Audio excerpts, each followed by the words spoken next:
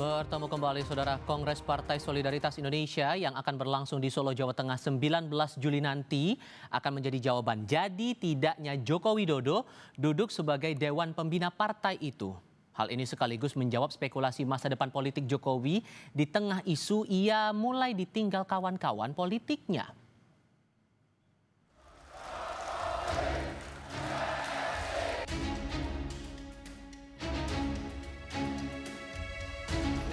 Curahan hati Jokowi jika ia merasa ada yang menggoyang reputasi politik dirinya dan keluarga dinilai sebagai informasi yang valid, mengingat Jokowi berada di tampuk kekuasaan selama 2 periode. Jadi tidak mungkin Pak Jokowi menyampaikan itu serta-merta dan tidak ada informasi yang valid yang kemudian sampai ke beliau. Beliau adalah mantan presiden, seorang tokoh bangsa yang tentu memiliki saluran-saluran informasi yang bisa dipercaya dan kredibilitas. Dan apa yang disampaikan Pak Jokowi kemarin itu adalah respon bahwa memang kelompok-kelompok yang selama ini menuduh bahwa ijazah Pak Jokowi palsu ini adalah kelompok-kelompok yang memang mau mendiskreditkan figur Pak Jokowi. Namun, sikap Jokowi yang merespons serangan terhadap dirinya secara belak-belakan menurut analis politik pertanda barisan parpol pendukung Jokowi tak lagi bersamanya.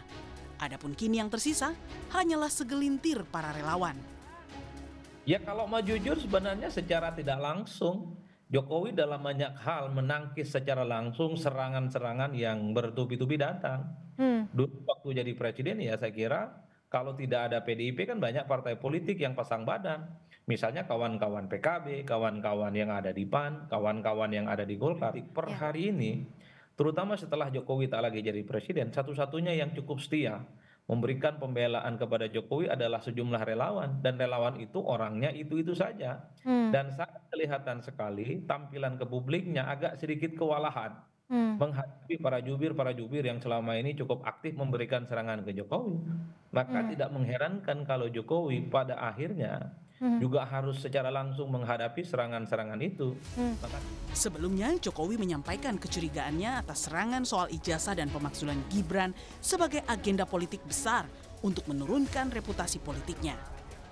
Ini perasaan politik saya mengatakan ada agenda besar politik untuk menurunkan reputasi politik, untuk mendowngrade ijazah palsu, pemakzulan Mas Wapres. Saya kira ada agenda besar politik.